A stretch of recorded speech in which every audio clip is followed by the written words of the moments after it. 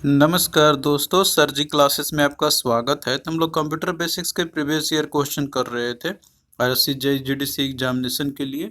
और देखिए जितने भी अभी तक हम लोग प्रीवियस जितने भी क्वेश्चन सीरीज आपको कराए हुए हैं तो उसका हमने अलग से प्लेलिस्ट बनाया हुआ है।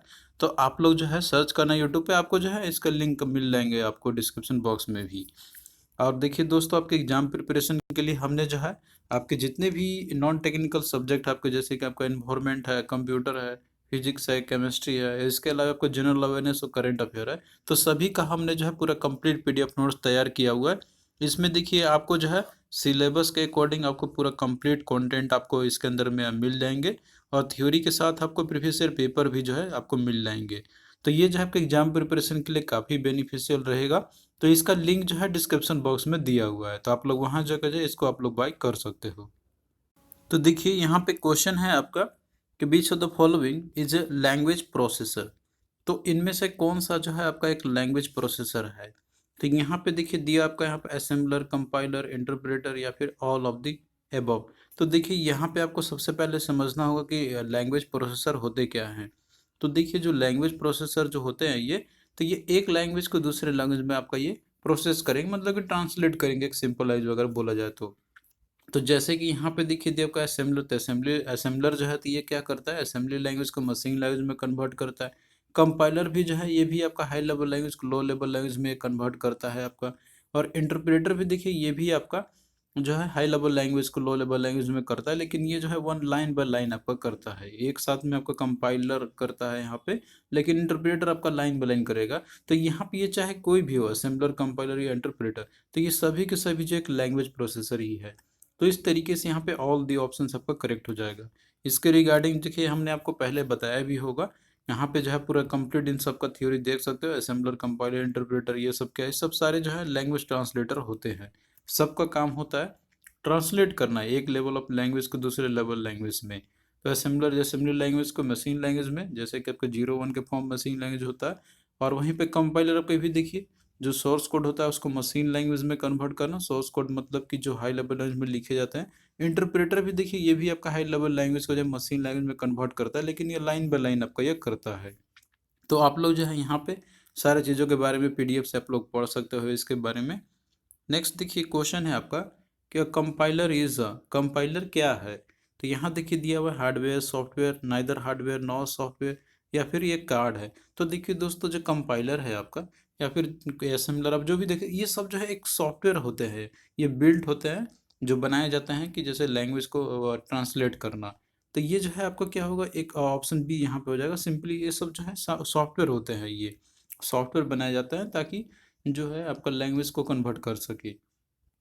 नेक्स्ट देखिए क्वेश्चन है आपका यहाँ पे कि which of the following is used by a computer to translate the procedure oriented language program into a query machine language program. तो यहाँ पे क्वेश्चन जो है थोड़ा सा घुमा फिरा के पूछा हुआ है आपका, जो कि अभी आपने पढ़ा होगा यहाँ पे जो लैंग्वेज ट्रांसलेटर है उनके बारे में ही। तो यहाँ पे देखिए क्या बोल रहे हैं ना कि दैट इज कौन सा है कि जिसका यूज़ हम लोग करते हैं, कंप्यूटर जो करता है यूज़ करता है एक्चुअली में। तो ये जो है करते हैं प्रोसीजर ओरिएंटेड लैंग्वेज जो रहते हैं ना, तो उनको ट्रांसलेट करता है आपका यहाँ पे that is machine language programme में। तो देखिए जो प्रोसीजर ओरिएंटेड जो होता है ना, मतलब कि जो प्रोसीजर के अकॉर्डिंग लिखते हैं आप लोग, जैसे हाई लेवल लैंग्वेज आपका क्या रहता है, तो वो सब जो है आपके पी ओ जो रहते हैं आपके, यानी कि प्रोसीजर ओरिएंटेड लैंग्वेज होते हैं एक्चुअली में। तो वो उसमें जो है यूज़ क्या होते हैं ट्रांसलेट करने के लिए। तो जाहिर सी बात है यहाँ पे आपने अभी कंपाइलर के बारे में पढ़ा था, तो वही आपका आंसर होगा। बाकी देखिए ऑप्शन से भी एलिमिनेट आप लोग कर सकते हो, स्कैनर तो आपका होगा नहीं, प्लॉटर भी नहीं होगा, वीडियो भी नहीं होगा। तो बचा आपका कंपाइलर है, तो यही आपका राइट आंसर हो जाएगा, जो कि ये ट्रांसलेट करता है प्रोसीजर ओरिएंटेड लैंग्वेज प्रोग्राम को, जो कि आपका ये मशीन लैंग्वेज में करेगा, कन्वर्ट करेगा। तो आपका कॉन्सेप्ट क्लियर रहेगा तो क्वेश्चन आप लोग बहुत ही इजीली कर लोगे। ये सारा चीज़ पीडीएफ में ऑलरेडी हमने दिया हुआ है, आप लोग एक बार उसको स्टडी करोगे तो क्वेश्चन आपका छूटेगा नहीं एग्जामिनेशन में।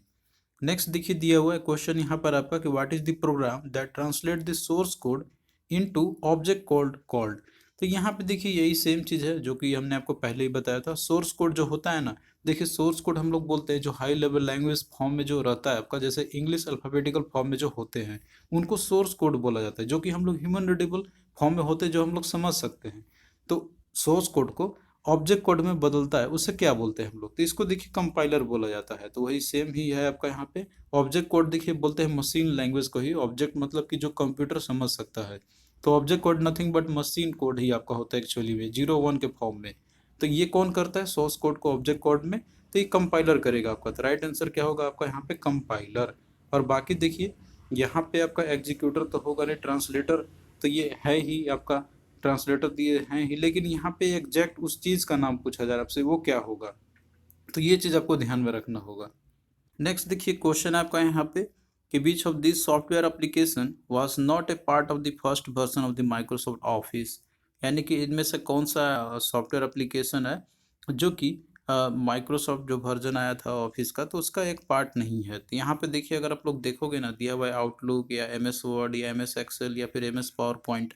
तो इनका अगर कंपैरिजन किया जाए तो इसमें से देखिए यहाँ पे एम एस वर्ड भी आपका है, M S Excel, M S power, लेकिन जो आउटलुक है ना, तो ये देखिए ये जो है आपका नया है। मतलब कि जो फर्स्ट वर्जन आया था तो उसमें ये नहीं ऐड किया गया था। तो इस तरीके से यहाँ पे ए आंसर आपका होगा, यहाँ पे राइट आंसर हो जाएगा। और यहाँ पे थोड़ा सा दिया भी इंट्रोडक्शन यहाँ पे आपका कि जो पहला वर्जन जो आया हुआ था एम एस ऑफिस का, जो कि 1990 में ये रिलीज हुआ था। तो ये एक तरीके से सर्विसेज जैसे प्रोवाइड करता था इसके अंदर में। तो जिसमें पेंट हुआ करते थे, पावर पॉइंट, वर्ड, और इसके साथ में जो है एक्सेल भी आपका हुआ करते। लेकिन जो आउटलुक है तो ये देखिए बाद में इंक्लूड किया गया था। अब आप लोग एम एस आउटलुक भी आप लोग देखते होंगे, लेकिन ये इनिशियली नहीं था। तो ये आपका क्या होगा? राइट आंसर इसका ये हो जाएगा। तो देखिए दोस्तों ये सारे चीज़ जो है आप लोग को एप्लीकेशन सॉफ्टवेयर जो आपके होते हैं तो इसमें आप लोग को मिल जाएंगे ये सारे चीज़। आप लोग इनको भी अच्छे से कवर करना है। यहाँ पे एप्लीकेशन सॉफ्टवेयर क्या होती है, इसके एग्जाम्पल क्या क्या होते हैं, तो ये सारा चीज़ जो है आपको इसके अंदर में भी मिल जाएगा। पीडीएफ में हमने सारा कंटेंट दिया हुआ है। नेक्स्ट देखिए क्वेश्चन है आपका यहाँ पे कि which of the following is not a computer hardware. तो इनमें से कौन सा जो है कंप्यूटर हार्डवेयर नहीं है? तो यहाँ पे देखिए दिया फ्लॉपी डिस्क, सॉफ्टवेयर, मदरबोर्ड या फिर सीपीयू। तो देखिए हार्डवेयर की बात कही गई है तो हार्डवेयर हम लोग उसको बोलते हैं हम लोग कि जिसे हम लोग टच कर सकते हैं हम लोग, और जो है उसको देख सकते हैं हम लोग।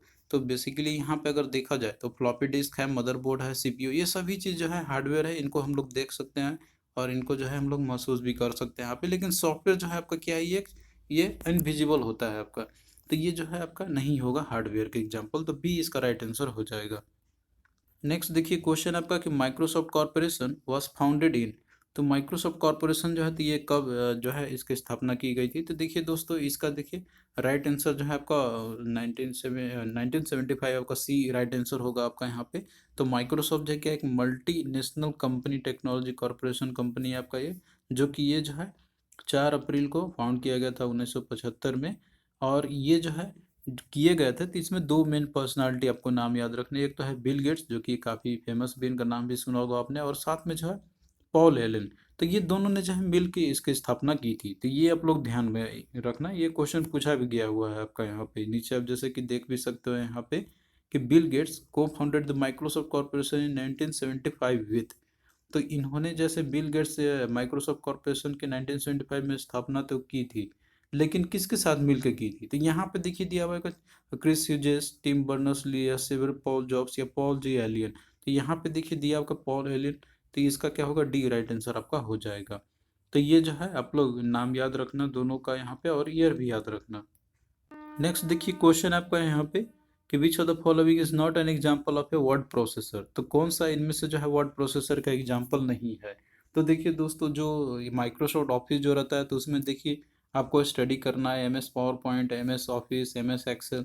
तो ये सब जो होते हैं ना तो उनके जैसे एग्जाम्पल होते हैं कि एम एस वर्ड के और कौन कौन से एग्जाम्पल हो सकते हैं। तो देखिए इन सब के रिगार्डिंग जो है यहाँ पे हमने पूरा दिया हुआ है।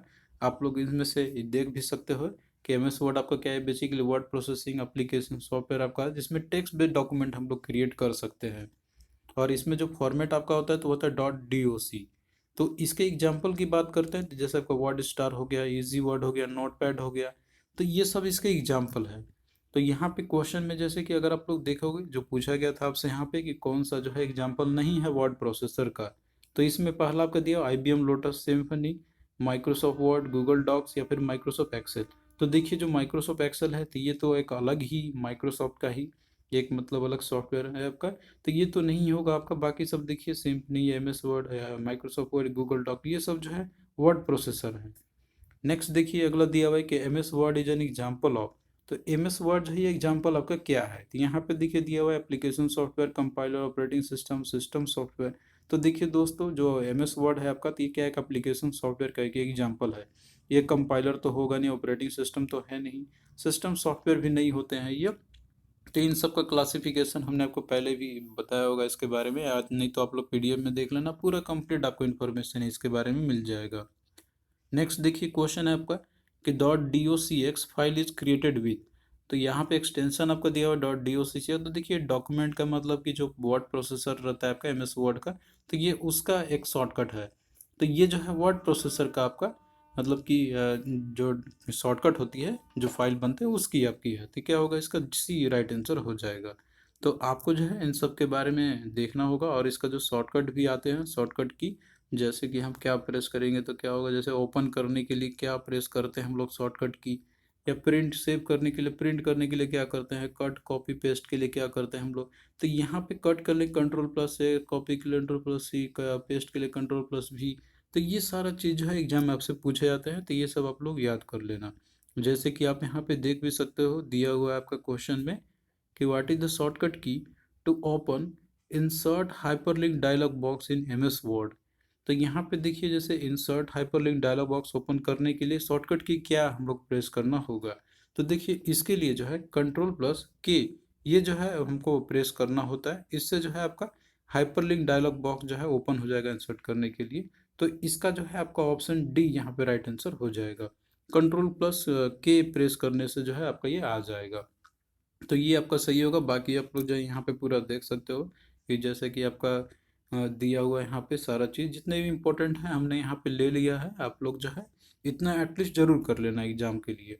अगला देखिए दिया हुआ क्वेश्चन के पीछे, the following command does not affect the text font.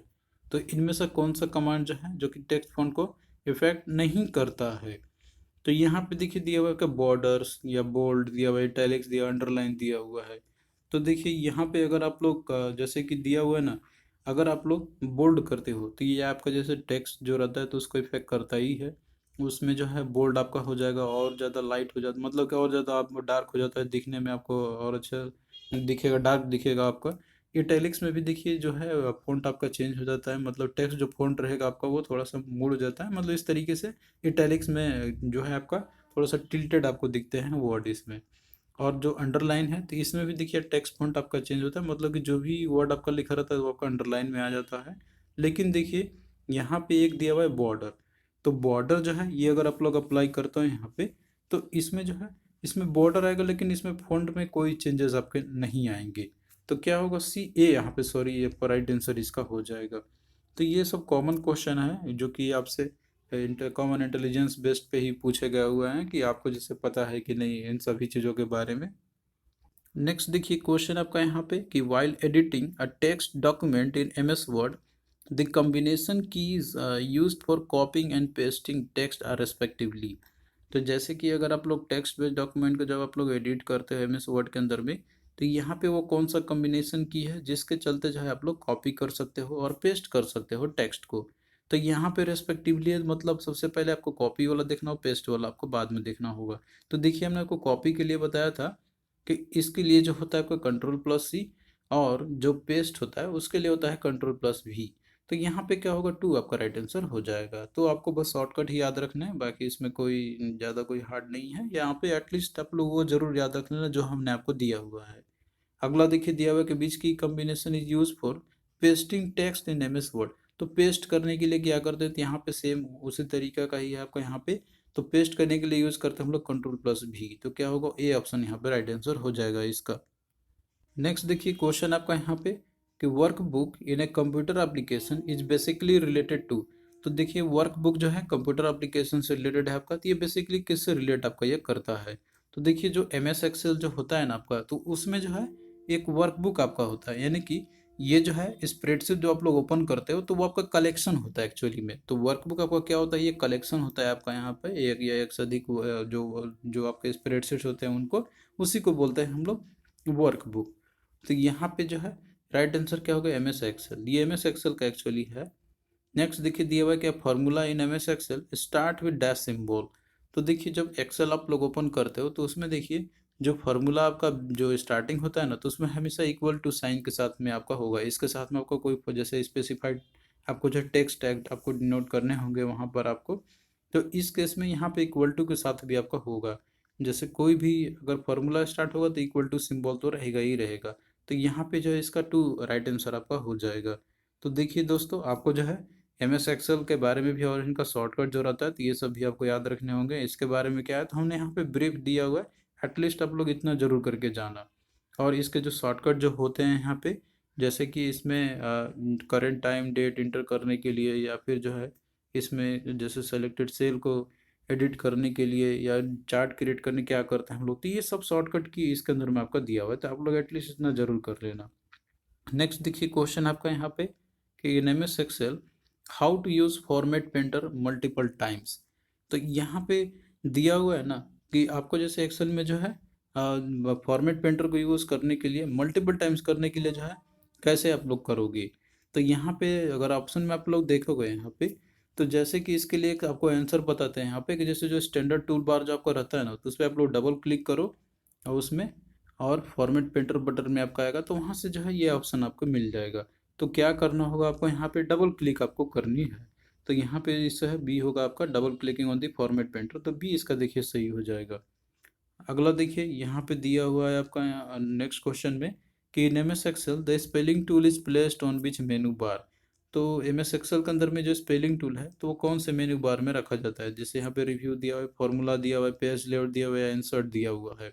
तो देखिए दोस्तों, जो आपका स्पेलिंग टूल जो रहता है इसके अंदर में, तो इसके लिए जो है आप लोगों को ये स्पेलिंग टूल करने के लिए जब आप लोग जाओगे ना वहाँ पे, जैसे कि आपका आता है यहाँ पे आप बीच मेन्यू बार में करने के लिए, तो आप लोग जैसे देखोगे ना वहाँ पे क्या बोलते हैं रिव्यू वाला ऑप्शन में, तो उसमें आपको ये देखने को मिलेंगे।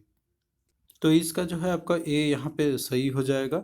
तो रिव्यू बार के अंदर में जो है आपका इसमें स्पेलिंग ऑप्शन रहते हैं जो कि आपका ये चेक कर सकता है आपके पूरे कंटेंट को। और ये जो है आपके करंट वर्कशीट जो रहता है ना जिस पे आप काम करते हो उसी में ही आपका ये अवेलेबल रहता है। तो देखिए ये सब जो चीज़ है एक बार आप लोग वर्क करोगे एम एस ऑफिस में और पावर पॉइंट में या फिर जो है आपका एम एस वर्ड में, तो आपको जो है क्लियरिटी आपका ये आएगा। अदरवाइज जितना हमने पीडीएफ में दिया उतना एटलीस्ट आप लोग जरूर कर लेना। उनसे क्वेश्चन आएगा तो अगर आता है तो आपका छूटेगा नहीं एग्जामिनेशन में। तो थैंक यू दोस्तों, हम लोग इसी तरीके से जो है आगे भी लेक्चर्स को कंटिन्यू रखेंगे। और आप लोग जो है अच्छे से तैयारी करते रहो, आपका टाइम ऐसे भी बहुत ही कम आपका बचा हुआ है। तो पीडीएफ से आप लोग जरूर रिवीजन करना, उससे जो है आपका सारा क्लियरिटी हो जाएगा। और जो क्वेश्चन सीरीज हम लोग आपका करा रहे हैं यहाँ पे, तो आप लोग उसको भी कवर करते चलना। इससे जो है आपका क्विक रिवीजन भी होता चलेगा। तो चलिए दोस्तों, मिलते हैं फिर नेक्स्ट वीडियो में।